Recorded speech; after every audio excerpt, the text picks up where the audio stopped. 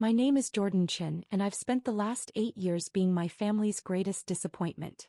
Started when I dropped out of medical school halfway through my second year. My parents had immigrated from Taiwan in the 1980s, built a successful restaurant supply business, and raised 3 children with one very clear expectation: become a doctor, lawyer, or engineer. Preferably a doctor. My older cousin David was a cardiologist at Johns Hopkins. Cousin Michelle was a partner at a corporate law firm in Boston. Cousin Robert was a neurosurgeon. Cousin Amy was a federal prosecutor. The list went on. 12 cousins, all with advanced degrees, all with impressive titles, all making our family proud. And then there was me. I'd gotten into Stanford Medical School, which made my parents ecstatic. For exactly 18 months. Then I'd walked away. I don't want to be a doctor, I'd told my father over dinner one night. The silence that followed was deafening. What do you mean you don't want to be a doctor? My mother finally asked, her voice barely above a whisper. I mean, I hate it. I'm miserable. I can't spend the next 40 years doing something that makes me this unhappy. My father set down his chopsticks carefully. Do you know how many people would kill for your opportunity? Do you know what we sacrificed to get you here? I know, Dad. But. No buts. You finish medical school. You become a doctor. Then you can be unhappy if you want. But I didn't finish. I withdrew the next day. My parents didn't speak to me for 6 months. When they finally did, it was to inform me that I was no longer welcome at family gatherings until I figured out my life. That was 8 years ago. In the years that followed, I became the cautionary tale at every family dinner. The example of wasted potential. The reminder of what happens when you don't follow the plan. Did you hear Jordan is still doing that computer thing?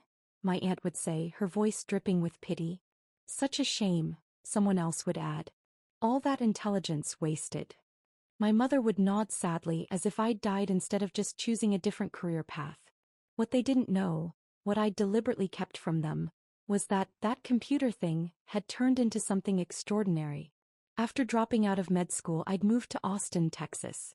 I chose Austin specifically because it was far from family, affordable, and rapidly becoming a tech hub. I had an idea. During medical school, I'd noticed how inefficient hospital supply chain management was. Hospitals were overpaying for basic supplies, dealing with constant shortages and drowning in paperwork. The system was broken. I spent 6 months building a software platform that used AI to optimize hospital supply ordering. It predicted needs based on patient flow, seasonal trends, and historical data. It automated ordering, negotiated bulk pricing, and reduced waste. I called it MedFlow. My first customer was a small community hospital in Texas that was drowning in supply costs. I gave them a 3-month free trial.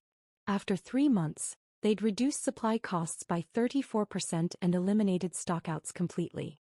They signed a 3-year contract. Then they told their network. Within 6 months, I had 12 hospitals using MedFlow. Within a year, I had 50. I hired 2 developers from UT Austin, a sales director who'd worked in medical software and a customer success manager. We operated out of a small office in East Austin. Revenue hit $2.8 million in year 1. Year 2, we expanded to 180 hospitals. Revenue hit $12 million. Year 3, we raised our first round of venture capital, $15 million from a Silicon Valley firm that specialized in healthcare technology. Year 4, we had 400 hospitals across 12 states. Revenue hit $47 million. By year 5, MedFlow was processing over $2.3 billion in annual hospital supply orders. We'd expanded into surgery scheduling optimization, pharmacy inventory management, and staffing predictions. We had 850 employees across 4 offices. Our most recent valuation after our Series C funding round was $680 million. I own 62% of the company.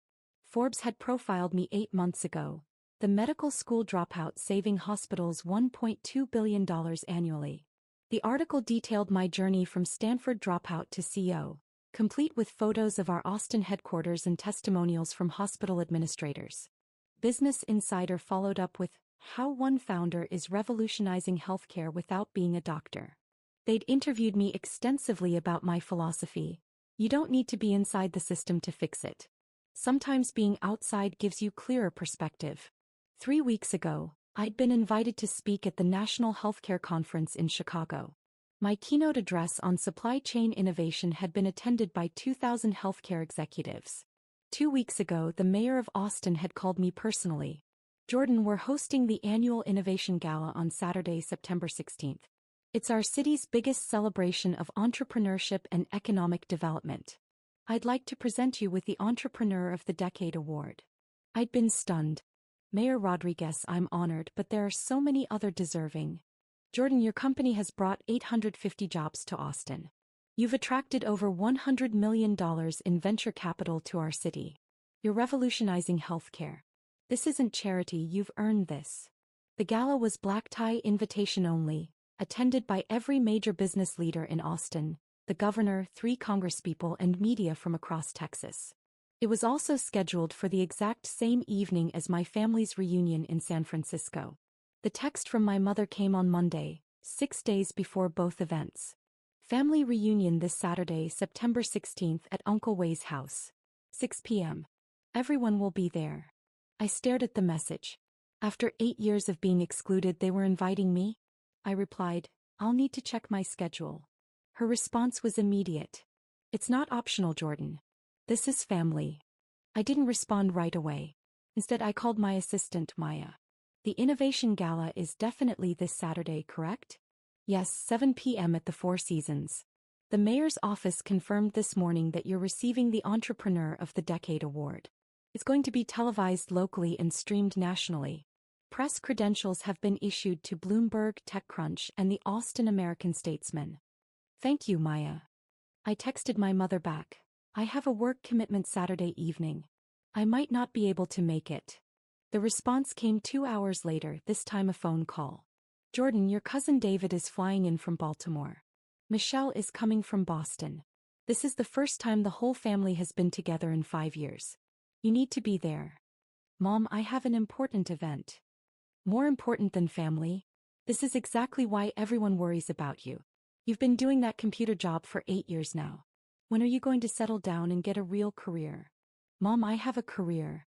Coding websites isn't a career, Jordan. It's a hobby. Your cousins are saving lives, defending justice. What are you doing? Playing with computers. I took a deep breath. I can't make it Saturday. I'm sorry. Can't or won't? Can't. There was a long pause. Then her voice changed, becoming colder. Your Aunt Nancy has been asking about you. I've been too embarrassed to tell her the truth, that you're almost 35 and still doing freelance computer work. Your cousins have accomplished so much. David just became department chair. Michelle made partner. And you're still, wherever you are, doing whatever it is you do. I'm in Austin, Mom. I've been here for 8 years. Yes, hiding. That's what it looks like from here. Hiding because you're ashamed of how your life turned out. I almost laughed. Almost. I'm not hiding, Mom. Then prove it. Come to the reunion. Face your family. Show them you're doing okay even if you're not a doctor. I told you I have a work commitment. Jordan. Her voice was sharp now. Your Aunt Nancy specifically asked me to make sure you don't come. I went silent. She said having you there would be uncomfortable. All your cousins are bringing their accomplishments, their awards, their stories. And you'd be there with, what? Some coding projects? It would just highlight the contrast. So you're uninviting me? I'm suggesting that maybe it's better if you sit this one out. Let the successful members of the family celebrate. You can come to the next one after you've figured things out. After I've figured things out, I repeated slowly. Yes. Maybe get a real job. Or go back to school. Something we can be proud of. I see. It's for the best, Jordan. Trust me. Why put yourself through the embarrassment of standing next to doctors and lawyers when you're just not at that level? I looked at my calendar. The Innovation Gala stared back at me. You're right, Mom, I said quietly. I shouldn't come to the reunion. Thank you for understanding. I have a work thing anyway. It's pretty important. That's fine, dear. Focus on your little computer projects. Maybe one day they'll turn into something real. After we hung up, I sat in my office for a long time looking out over downtown Austin. Our office occupied 2 floors of a high-rise on Congress Avenue. Through the window I could see the Texas State Capitol building. My phone buzzed. A text from my mom to the family group chat that I was still, somehow, included in. Jordan won't be attending the reunion. He has work commitments. More room for everyone else. Smiling face with smiling eyes. My cousin David responded, that's probably for the best. More space for those of us who've actually accomplished something. Michelle added, is he still doing that computer thing? So sad.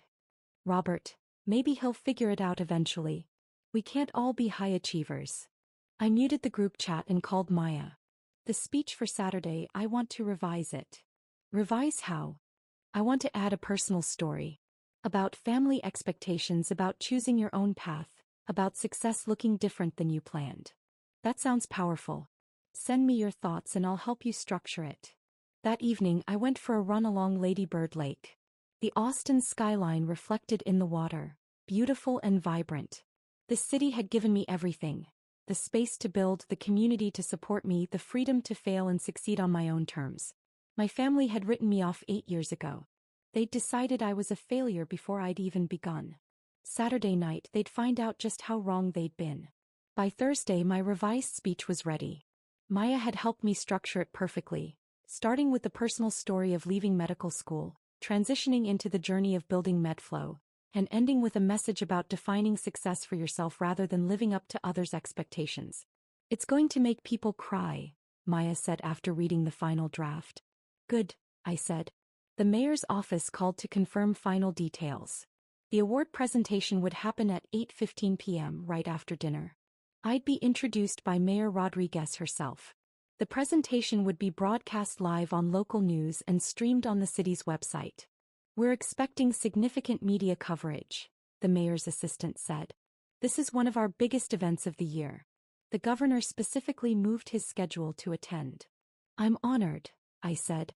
Friday afternoon I got my hair cut, picked up my custom tuxedo and did a final review of the speech. That evening I had dinner with my executive team, my CTO, CFO and COO. We'd been through everything together. The early struggling years, the sleepless nights fixing bugs, the nerve-wracking investor pitches, the explosive growth. Tomorrow's going to be big, my CTO Sarah said. You deserve this, Jordan. We all deserve this, I corrected. None of this happens without the team. True, but you're the one who had the guts to walk away from medical school when everyone told you were crazy, my CFO Marcus added. You're the one who believed in this when it was just an idea. I smiled. Thanks, guys. That night I checked the family group chat. Photos were being shared from the reunion preparations. My aunt's house being decorated, tables being set up, my cousins arriving from across the country. My cousin David posted a photo of his newest award, Department Chair of Cardiology at Johns Hopkins. Grateful for this honor. Michelle posted a photo in front of her law firm. Making partner was a dream come true. Hard work pays off. My mother commented on each photo. So proud. Our family is so accomplished. Someone, I think it was my Aunt Nancy, posted, everyone's here except Jordan. But that's okay, we have enough high achievers for one room. Face with tears of joy. 13 people liked the comment. I turned off my phone and went to bed. Saturday evening I arrived at the Four Seasons at 6:30 p.m. The ballroom was spectacular, crystal chandeliers, round tables with elegant centerpieces, a stage with massive screens on either side. The guest list was a who's who of Austin business. Tech CEOs, venture capitalists, real estate developers, the governor, 3 congresspeople and Mayor Rodriguez herself. Maya met me at the entrance. You look sharp. Ready for this? Ready, I said. The cocktail hour was a whirlwind of conversations. I spoke with the governor about healthcare policy reform, with a venture capitalist about our next funding round, with a hospital CEO about expanding MedFlow to their 12-hospital system. At 7:15 we were called to dinner. I was seated at the head table with the mayor, the governor and several city council members. Jordan, Mayor Rodriguez said warmly, I've been looking forward to this all week. Your story is exactly what this city is about. Innovation, determination and impact. Thank you, Mayor. Austin has been incredible to me. And you've been incredible for Austin. 850 jobs, $100 million in capital investment, and you're revolutionizing healthcare. We're lucky to have you. Across the city, I knew my family's reunion was starting. They'd be gathering at my uncle's house, sharing stories about their accomplishments, congratulating each other on their success. and talking about how sad it was that Jordan never figured his life out. Dinner was served. A beautiful meal that I barely tasted because I was reviewing my speech in my head, making sure every word was exactly right. At 8:10 the lights dimmed. The screens on either side of the stage lit up with the Austin City seal. Mayor Rodriguez stepped to the podium. Good evening, everyone. Thank you for joining us at the 10th Annual Austin Innovation Gala.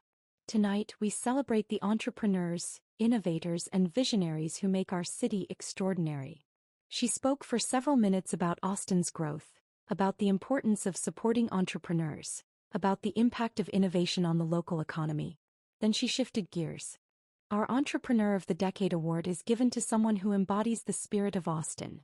Someone who took a risk, built something meaningful, and created lasting impact. This year's recipient did something remarkable.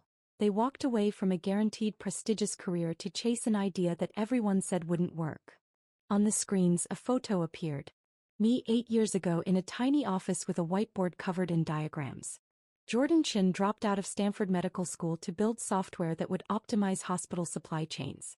Family and friends told them they were crazy. They built it anyway. Another photo appeared.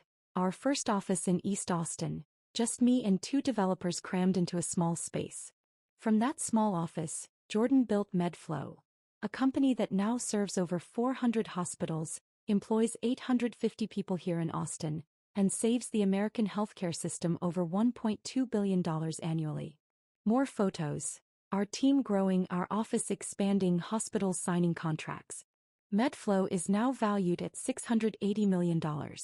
It has attracted over $100 million in venture capital to Austin. It has created hundreds of high-paying jobs. And it's revolutionizing how hospitals operate across America. The photos shifted to recent press coverage. The Forbes profile, the Business Insider article, screenshots of my keynote at the National Healthcare Conference. But beyond the numbers, Jordan represents something essential. The courage to define success on your own terms. To trust your vision even when others doubt you. To build something meaningful instead of something expected. Mayor Rodriguez paused, letting the words sink in. Please join me in welcoming to the stage our Entrepreneur of the Decade, Jordan Chin. The ballroom erupted in applause. I stood, straightened my tuxedo, and walked to the stage. The mayor handed me a beautiful crystal award. We shook hands. Cameras flashed from every direction. The live stream was broadcasting this to thousands of viewers. Including, I realized with sudden clarity, probably someone at my family's reunion. Austin was a major city. This was a major event. The local news would be covering it. Business networks would pick it up. Someone would see. I stepped to the podium and took a breath. Thank you, Mayor Rodriguez, and thank you to everyone here tonight. This award is incredibly meaningful to me, and I want to share why.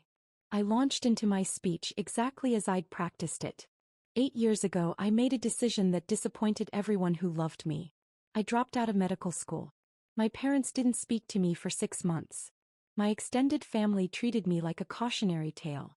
I was supposed to be a doctor, and instead I became, what? A dropout. A failure. A disappointment. I could see people leaning forward, completely focused. I moved to Austin because I needed space to figure out who I was outside of other people's expectations. I had an idea, a possibly crazy idea, about fixing hospital supply chains. I didn't have a business degree. I didn't have experience in healthcare administration. I just had a problem I wanted to solve. On the screens behind me, photos of MedFlow's early days played. The first year was brutal. I lived in a tiny apartment, ate ramen more days than not, and worked 16-hour days building software I wasn't sure anyone would want. My family thought I was wasting my life. My former classmates were becoming doctors. And I was coding in a small office, hoping I wasn't making a massive mistake. I paused, letting the vulnerability sit. But something happened. The software worked. Hospitals started using it. Lives improved. Not because I was in the operating room, but because I was in the server room. Patients got better care because their hospitals had better systems. Healthcare workers had less stress because the logistics ran smoother. Money was saved that could be spent on actual patient care. The audience was completely silent. I learned something important. There are many ways to make a difference. Being a doctor wasn't my way. Building technology that helps doctors. That was my way. And it took me dropping out of the path everyone expected to find the path I was meant for. I looked directly at the camera broadcasting the event. To everyone watching who feels like a disappointment because you chose a different path, you're not a failure. You're a pioneer. To everyone who's been told their dreams aren't practical or prestigious enough, don't listen. To everyone who's been excluded from the table because you don't fit the traditional definition of success, build your own table. The room erupted in applause, but I wasn't finished. This award isn't just mine. It belongs to the 850 people who work at Medflow. It belongs to the hospitals that took a chance on an unproven product from an unknown company. It belongs to the venture capitalists who believed in the vision. And it belongs to the city of Austin, which gave a medical school dropout the space to become something else entirely. I raised the Crystal Award. Thank you for this incredible honor. Thank you for celebrating success that looks different than expected. And thank you for proving that sometimes the best way to heal the world isn't by following the prescription, it's by writing a new one. The standing ovation lasted 2 full minutes. As I walked off the stage, my phone, which I'd silenced but could still see, was lighting up like a Christmas tree. Text after text after text after text. Maya intercepted me as I left the stage. Jordan, you need to see this. She held up her phone. Twitter was exploding with clips from my speech. Hashtag Entrepreneur of the Decade was trending. The Forbes verified account had tweeted, "Medical school dropout to $680 million company at Jordanson's inspiring speech at Austin Innovation Gala is a must-watch." TechCrunch had already published an article. Medflow CEO Jordan Chin receives Austin's Entrepreneur of the Decade award, delivers powerful speech about defying expectations. Bloomberg was running a live segment about the award. And then I saw it. A text from my cousin Michelle, the lawyer.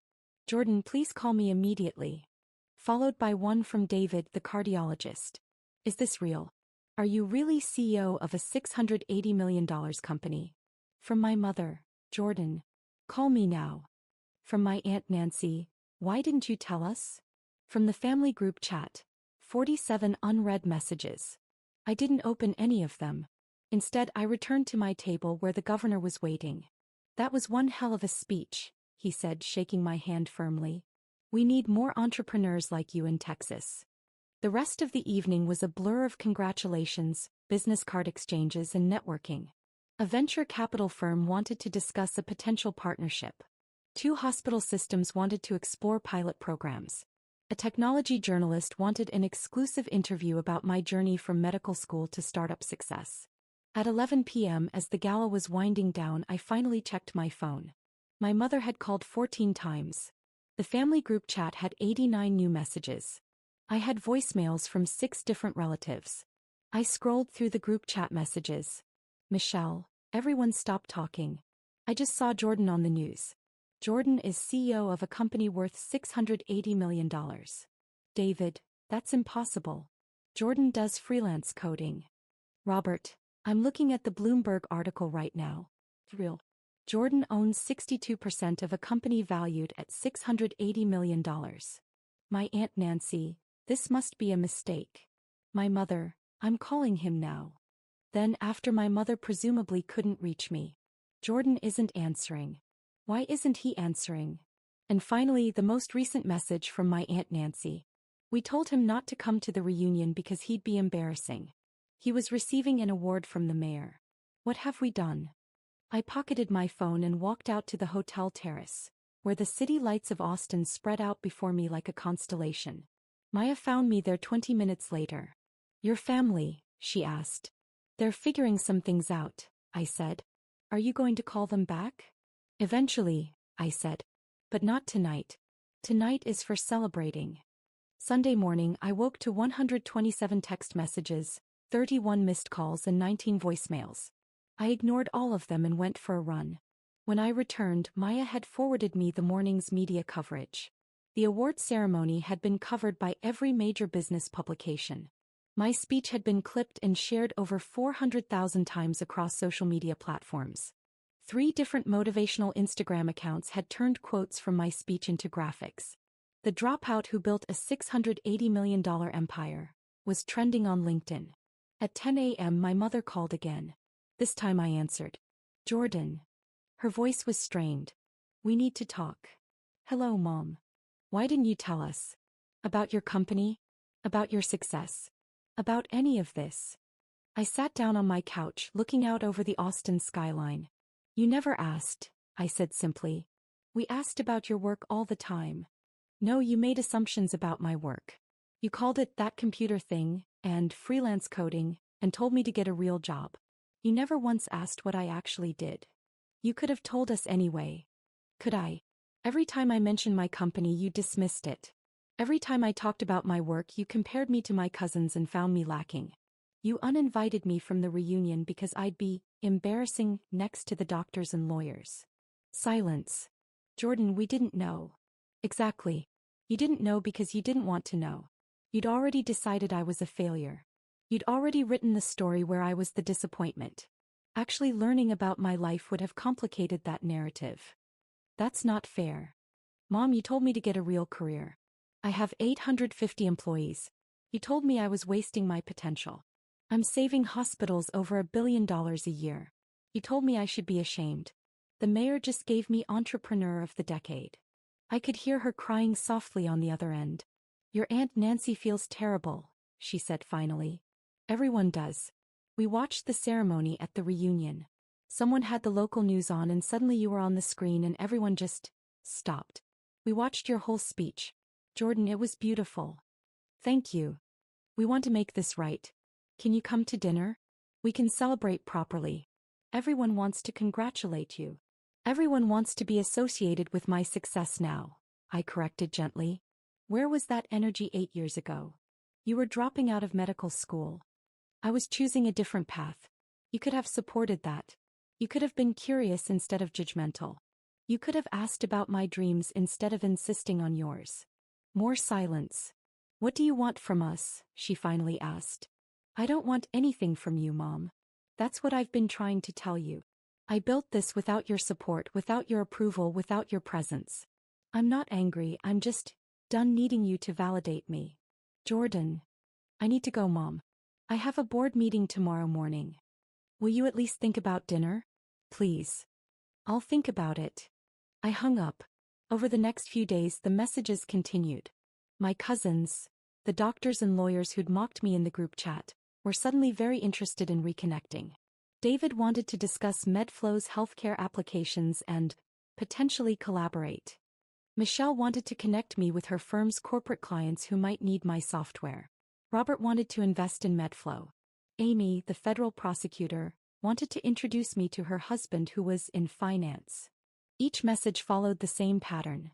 Brief apology for misunderstanding my career, followed by lengthy explanation of how they could now help me now that I was successful. I responded to none of them. What I did respond to were the hundreds of messages from strangers. People who'd seen my speech and been inspired. College students who were afraid to disappoint their parents. Mid-career professionals considering major changes. Other entrepreneurs who'd been dismissed by their families. I spent hours responding to those messages, offering encouragement, sharing advice, connecting people with resources. Because that was the point of the speech. Not to shame my family, but to encourage everyone else who'd been made to feel small for dreaming differently. 6 weeks later, I was back in my office when Maya knocked on my door. You have a visitor, she said. Your mother. I looked up, surprised. She's here? In Austin. Downstairs in the lobby. She said she'd wait as long as necessary. I thought about it for a moment, then nodded. Send her up. My mother appeared 5 minutes later, looking smaller than I remembered. Older. She carried a large envelope. Thank you for seeing me, she said quietly. Would you like to sit?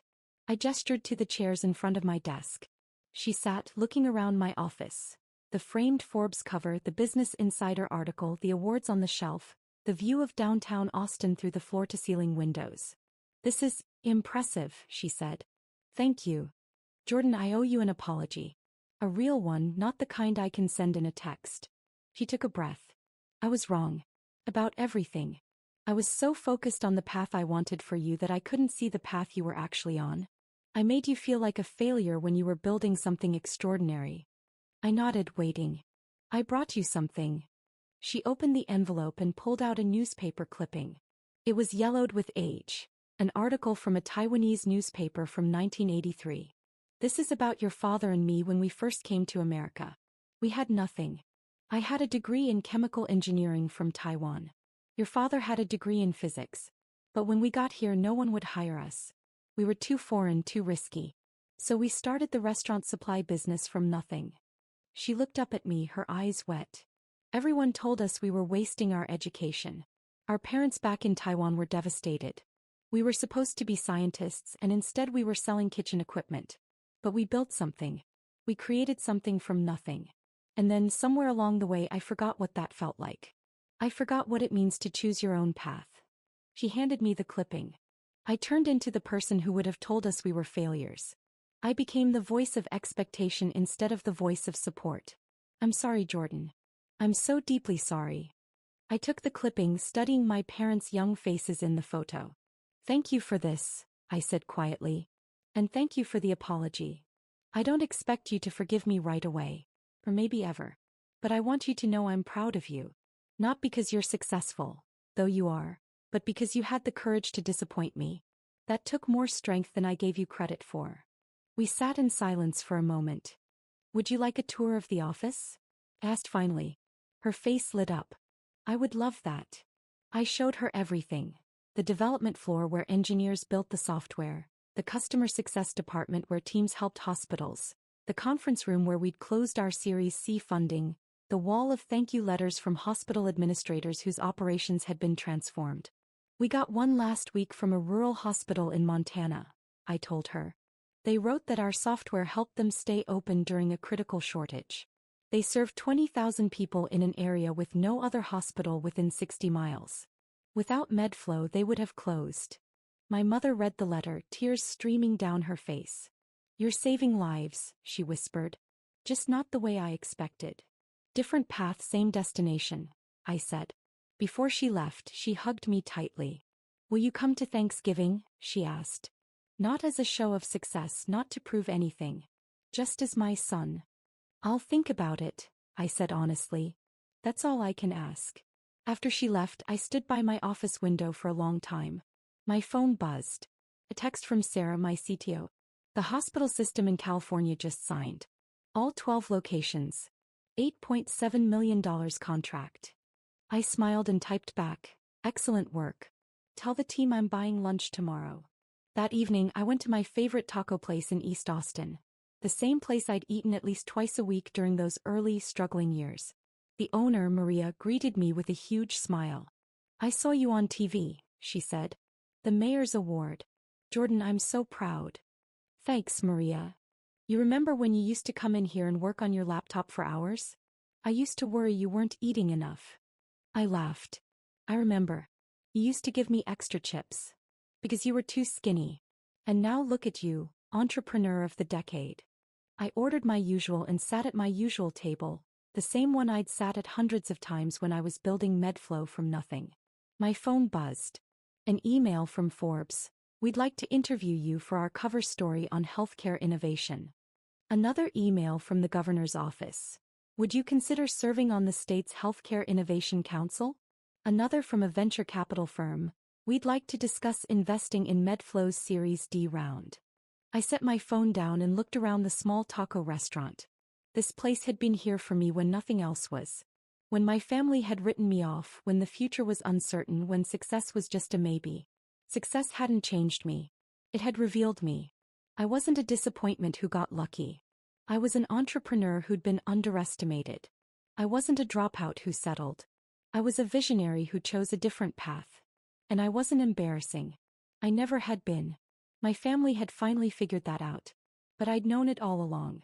My tacos arrived and I ate slowly, savoring every bite, looking out at the Austin sunset painting the sky in brilliant colors. I'd come to this city 8 years ago as a medical school dropout with an idea and a dream. I was leaving here. Well, I wasn't leaving. I was staying. This was home. And home, I'd learned, isn't where people accept you. Home is where you accept yourself.